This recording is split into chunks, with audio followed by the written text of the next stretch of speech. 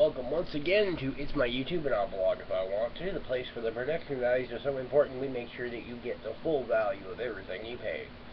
In any event, excuse the no shirt on today because it is pushing 90 right now, and all I have is a box fan on the window because we're on essential heat, we're on essential air conditioning.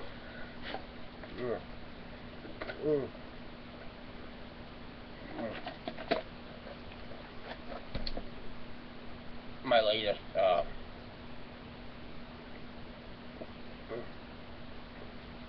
latest discovery. They're actually pretty good. I didn't even realize it's them. Oh, okay, it's a Jurassic Park tie-in. I actually just noticed that. But yeah, the bacon Pringles, they're actually pretty good. I mean, you can actually taste the bacon flavor, but it's not really as bacon-y as I really want. But it's actually pretty good. Anyway, some progress notes on what I'm doing. I still have to actually clean up the excess hot glue strands and stuff. This was actually a modified Daedric helmet. Daedric is from I can't remember what video game it's from. I'm a member of several Pepakura groups and prop and costume builder groups and stuff like that as well. This one I think I specifically got from the Pepakura library on Facebook, I believe it was. But yeah, this actually is a modified version of the helmet. It was actually one of the first things that I did as a practice project to learn to work on my 3D edit and 3D modeling skills. The original model actually has this lower piece that actually kind of comes up as well. And the model itself, the horns on the side and all, one side of the model is in fact like this. The other side, on the other hand, basically all of the horns are actually slightly smaller and they're actually laid more flat back, which I really didn't like the offset of the helmet. It doesn't look right to me. That's one of the things about being high functioning autistic is sometimes things that just don't work correctly in terms of the aesthetic effect and things like that it has on us and everything, and where other people are just I can't explain it. I don't like it. Now I've seen other helmets and stuff like that where they're not symmetrical and everything else, but the overall aesthetic actually works. So I really don't know why that specific one did. I guess because the entire rest of the armor is very symmetrical and everything. But I don't know if I'm actually going to end up doing the entire armor. There are some pieces that I do like, and so I'm still messing around with a couple of designs for an upcoming build. But this actually, I printed it out the same size that it was in the actual thing. And so I'm probably going to have to put some padding or something like that, but this is just basically the actual shell. And then I've got a Darth Vader face mask that I already had, which I also have the pattern for as well. I just didn't feel like doing the work to actually build that on top of everything else because I haven't been sticking to task as much as I should, as much as I wanted to with this, but I'm doing pretty good. And then what I do like is, even though the pattern is coming off of the build itself, what my ultimate goal is to do is not have to worry about printing the initial patterns. And so I've got some things I'm looking at, like the cameo silhouette actually does cutting and stuff, and I had to find out, will it cut the materials I work with specifically, which will save me so much, trouble in terms of my thing and cut an entire stage out of my building. But yeah, with that, what I had done is I actually split the model in half in Blender, and then got rid of the smaller and reoriented side of it, because like I said, on how you see that helmet, one side was in fact that, And then the other side, as I said, the horns were all smaller, and then they were kind of slightly more back rather than up like these were. Uh, and so I actually ended up getting rid of that entire side of the model, and then using the mirror, using the mirror modifier. Excuse me. Using the mirror modifier, and there's a function called clipping, which in Blender it sets a boundary, so to speak, on movement where you cannot bring the model past itself, basically. So, using that, I was able to close up the entire new seam and then ship it back off to Pepakura Designer, which did my pattern and unfold for me. Which that actually it took longer than it should have because I was just kind of really overthinking parts of it. But I actually ended up coming up with a very good solution for certain things, like the top half of the main horns, and then the entire other horns are actually made from the cardboard that you find in like the 24 or 12 pack sort of boxes. It's very nice, heavy cardstock, and so I was able to get more fine detailing and folds on that without having to do so much compensation for the small points, basically. And so I'm going to be looking at trying to get that specifically again. And then I'm actually going to be using the wood glue to do the hardening and everything else. The next specific piece that I have to actually do is this is actually the ankle part of the leg. This is actually where the thruster goes. This is from a War Machine pattern.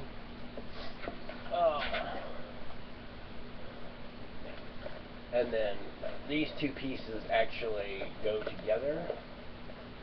And what I'll be doing, like I did with the other piece, is I'll actually be gluing it here and kind of just running like a seam around the entire thing. And then these two pieces are actually supposed to go like this on it, but I'm actually going to be putting them like that because I like the way that that looks a little bit better, and for what I'm going to do, it's it is much better fit for it. But those are supposed to be the side jets on for thrust control and like flight stabilization and stuff like that. And so they'll actually be like that because to me having the larger side down makes more sense because that, in terms of the actual way it's built, just seems more realistic to me. Whereas like that, I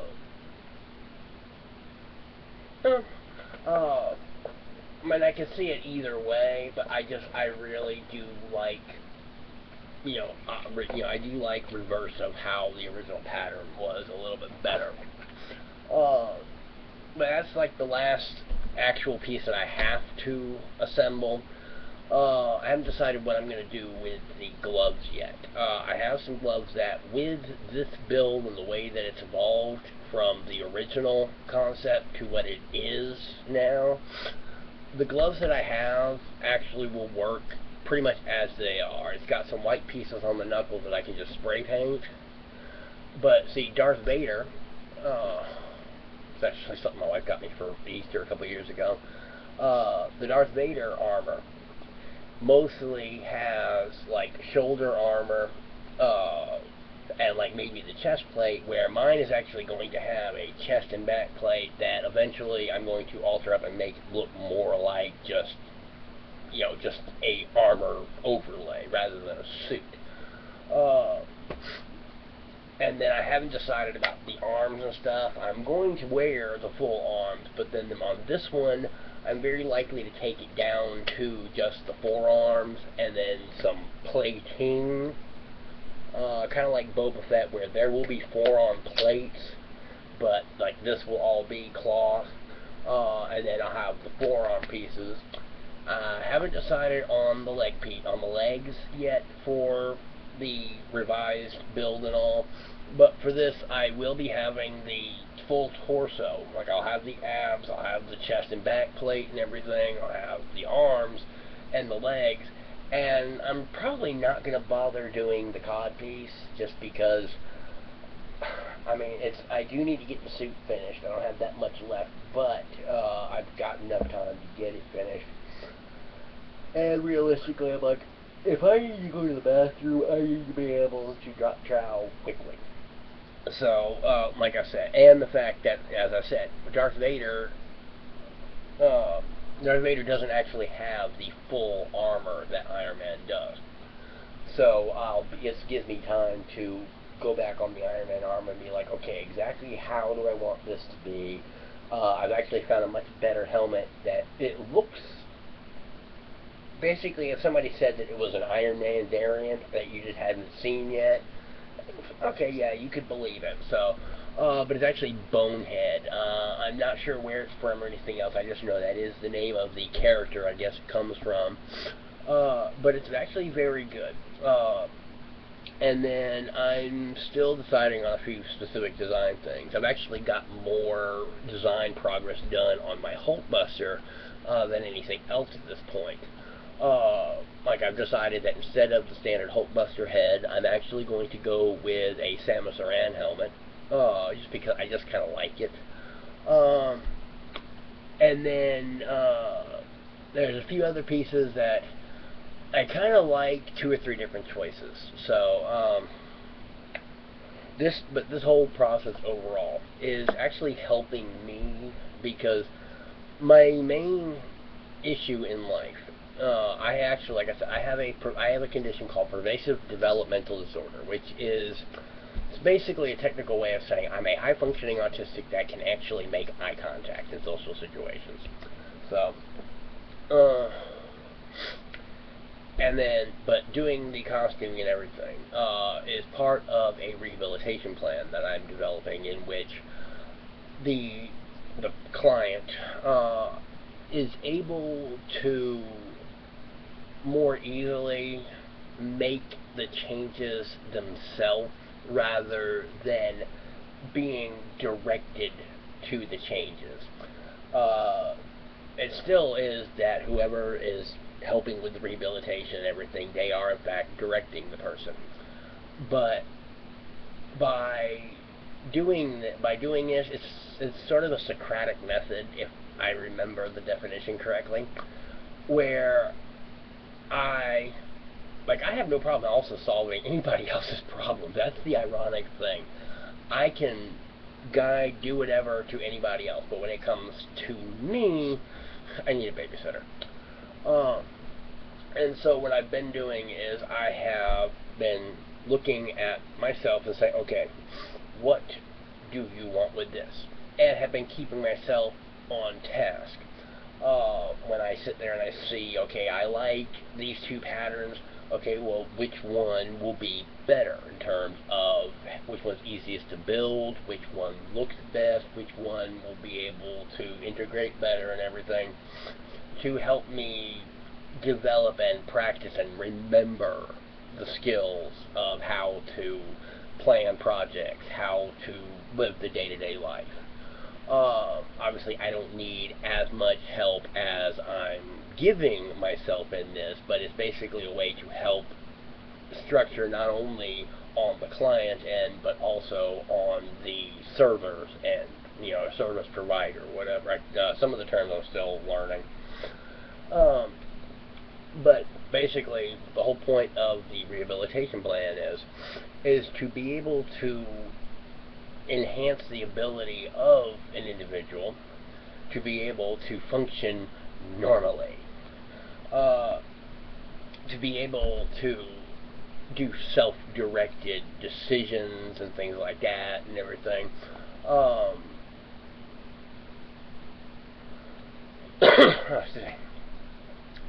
and so with the costuming, with me, I like to do the costuming before I even downloaded the program which I use to help me in my programming or in my costuming.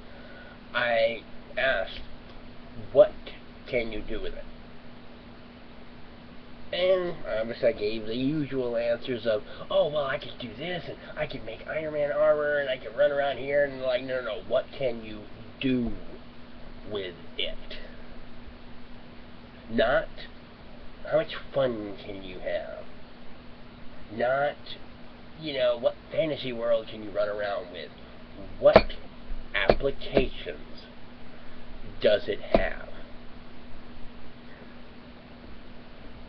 Which actually stopped me from even getting involved for about 6 months until I saw, oh, wait a minute, people make money selling costumes. People make money selling prop replicas. Okay, fine. By doing the stuff that I want, I learn how to make what they want. By doing something that actually meets my standards, which admittedly my standards are up there in terms of in terms of quality of an item and things like that. So if I can make an item that I would buy, then I have no problem making an item somebody else would buy. Okay, that's all good and well. How are you going to make real money? Well, there's a bunch of other things that I've wanted to do as well. Helmet, a head-mounted computer, a lot of stuff that's already been out there and everything, but now it's how can I make mine? How can I make it better? And so the whole thing is how can the costuming be used in this? Well, I like Iron Man armor. Well, the capabilities of the Iron Man armor as listed are, we can't do flight. Muscle amplification, I could, but I'm so far behind the curve in that. There's already a couple companies that have, like, the 3rd generation Sarcos prototype. So, yeah, ain't no way I'm going to really be able to make money on that. Although, the medical field, using for assistance technology and things like that, if I can come up with something that's better and cheaper than what's out there, then hey. What else can the Iron Man armor do? Well, that helmet, for example, what if a combat personnel, if a police, if a fire and rescue person had that helmet, if a regular person had that helmet? Well, it's got a computer display. What do people need to be able to see while they're wearing a helmet? Well, people on motorcycles wear helmets. People on motorcycles go places. They need to see a map. Well, what do you need for a map? Well, there's a GPS, which is run on a computer, and with a computer you can get notifications and things like that, which the thought process makes more sense in my head because I'm able to... The actual wording that comes out doesn't make sense because it's only about maybe a third of the words that go through my head when I'm thinking about stuff. And so, but for me to actually translate from Jimmy to English, it throws off my flow, it throws off my train of thought because, and so that's why I develop my ideas and then I present them. And I normally don't discuss my process. But that is basically how it works with me, is that I took a look at what can be done. Okay?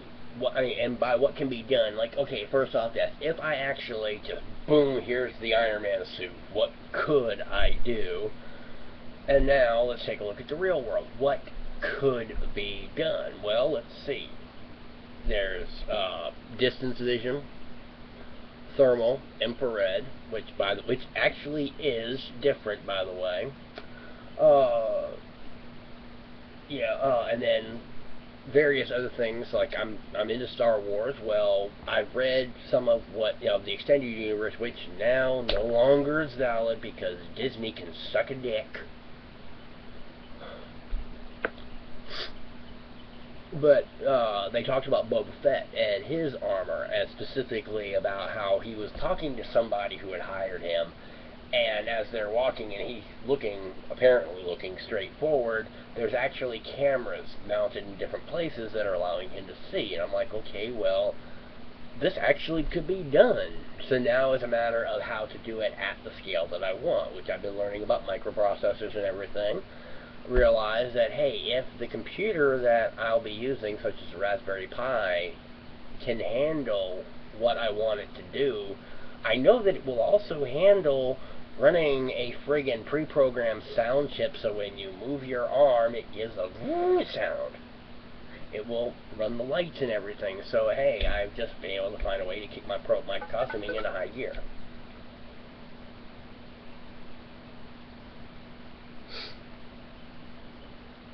So basically, that's pretty much how a lot of this stuff works. Uh, Eventually, I'm actually going to be taking some of these explanation videos, putting them into a coherent presentation on my thing. I realized it's been so long since I posted that I need to actually just get there, and I'm making myself do at least 25 minutes. Kind of as a punishment, sort of. But in any event, yeah, the GoFundMe actually ended up going to sleep for a little bit because I hadn't interacted with it for a while. So I'll be putting the link for that down below. In any event, because I do have a few other things I really do need to get to. I'm going to cap this off now. Anyway, look for me at Dragon Con. You can see I've got